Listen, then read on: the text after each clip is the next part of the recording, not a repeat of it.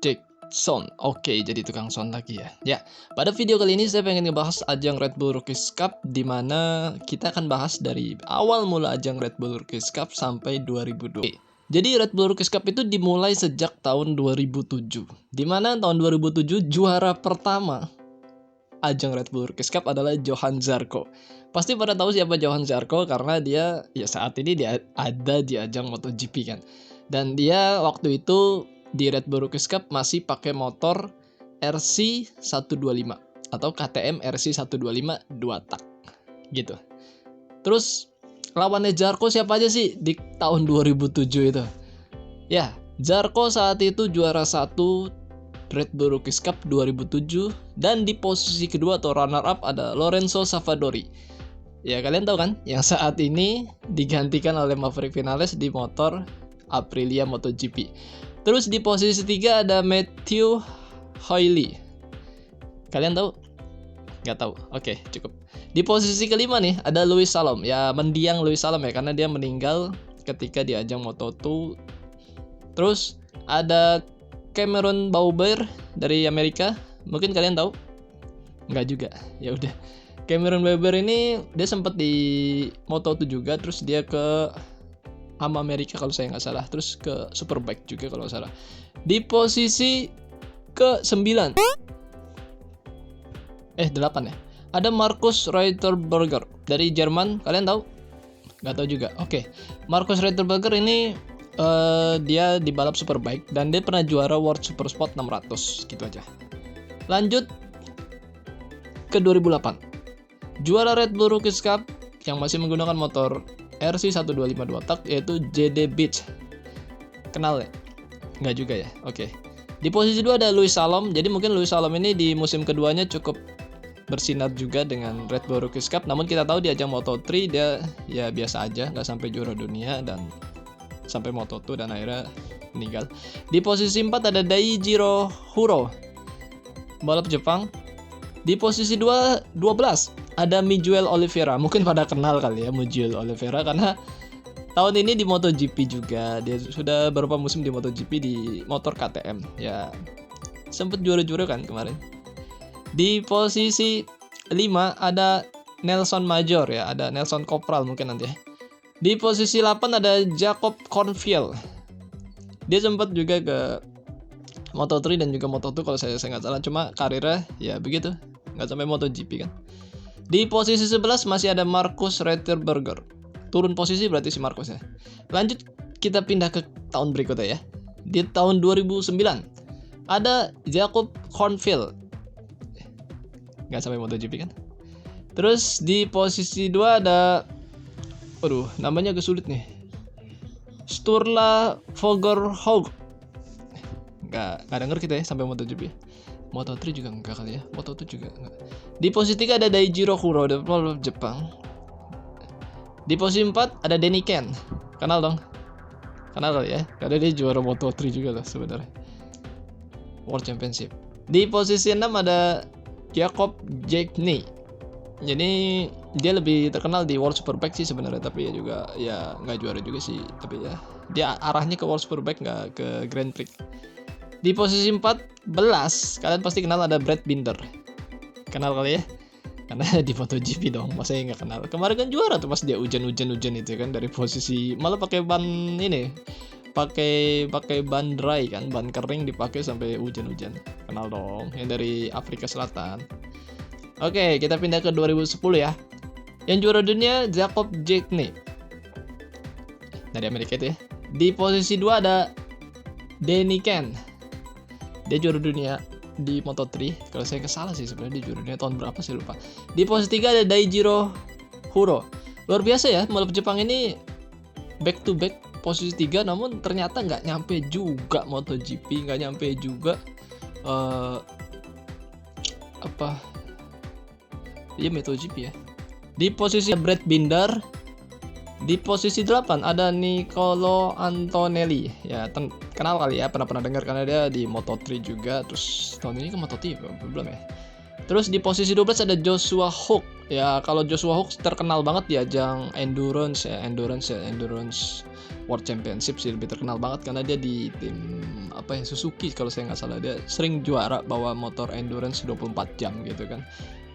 Terus kita beralih ke 2011 ya. 2011 yang juara adalah Lorenzo Baldassarri. Ya tahu kali ya Lorenzo Baldassarri, karena lama juga di Moto2 kan, dia nggak naik juga MotoGP, karena ya gak juara juga sih di Moto2. Di posisi 2 ada Arthur Sisis ya, ada Arthur Sisis. Di posisi 3 ada Alan Teacher. Di posisi 4 ada Philip Otel. Di posisi 7 ada Brad Binder. Oke. Tadi di Brad Binder dari 2009 ya, kalau kita tahu kan. 2009, 2010, 2011. Gak juara juga. Brad Binder 2011 cuma posisi 7. Tapi kita lihat kan memang rezekinya dia bisa ke MotoGP dibanding yang juara-juara itu kan. Terus di posisi 12 ada Joe Robert dari Amerika, yang di mana sih sekarang dia? Di Moto2 ya. Yang kemarin wildcard ya. Di tahun 2013 kita pindah tahun lagi. Oke, ada Karel Hanika. Kenal? Enggak ya. Terkenal teman dia, tapi dia nggak nyampe Grand Prix cuy, nggak nyampe. Ya maksudnya di Grand Prix tapi nggak bersinar gitu loh.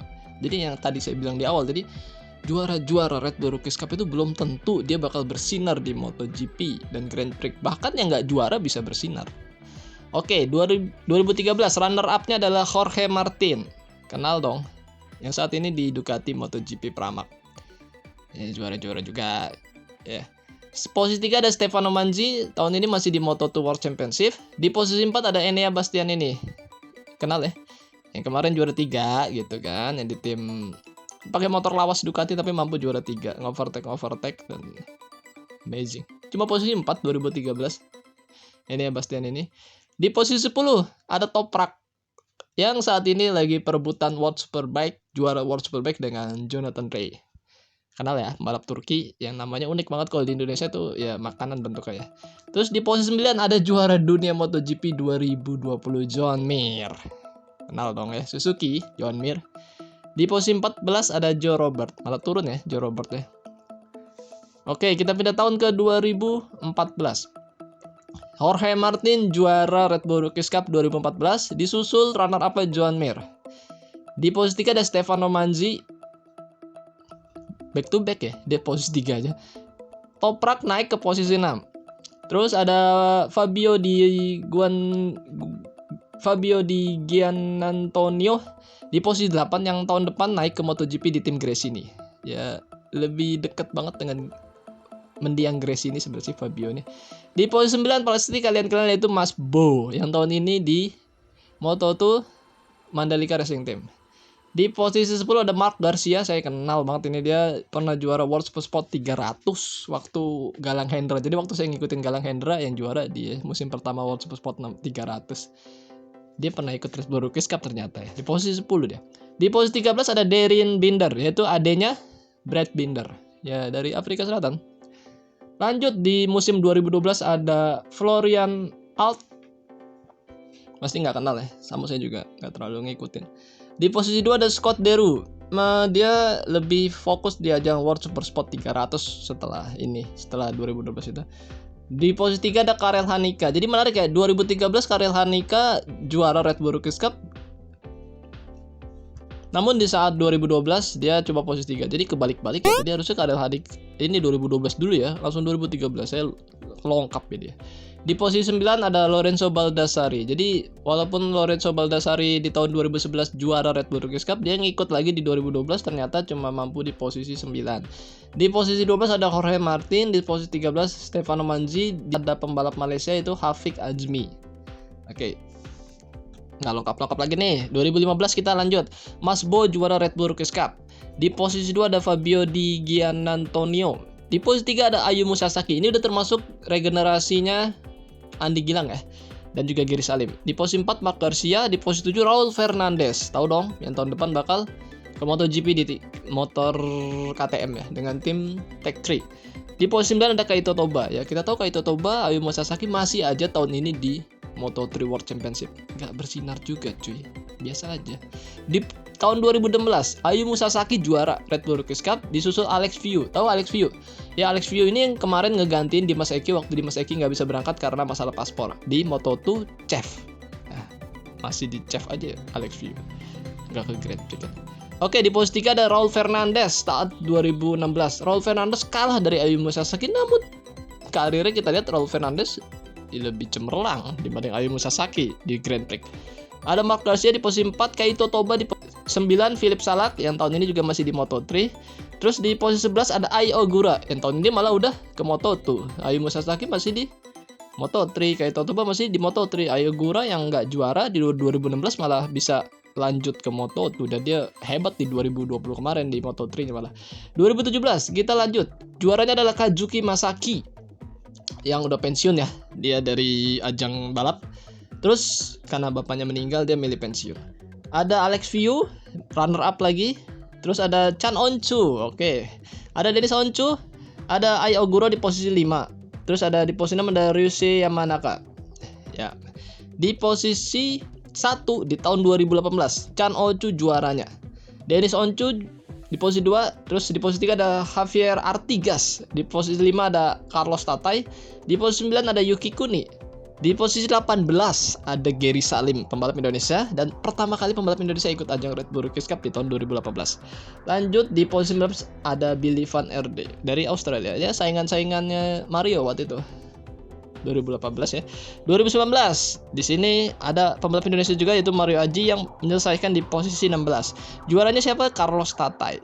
Runner up Pedro Acosta. Di posisi 3 Hiroki Noguchi. Terus di posisi 4 David Salvador.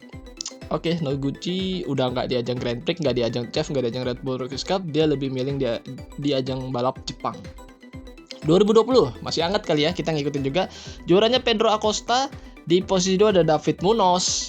Berarti David Munoz usia 13 tahun ya. Terus di posisi 3 Ivan Ortola. Di posisi 4 David Alonso waktu ke tahun kemarin tuh. Mario Aji naik ke posisi 11. Buasri ada di posisi 20. Lanjut 2021 masih anget banget. Juaranya David Alonso, di posisi 2 David Munoz, di posisi 3 Daniel Holgado, di posisi 5 Buasri, Mario Aji di posisi 13. Oke, jadi mungkin kesimpulan gini cuy. Nggak semuanya yang juara di ajang Red Bull Rookies Cup ataupun bersinar ataupun juara lah ya, itu bakal bersinar di ajang Grand Prix.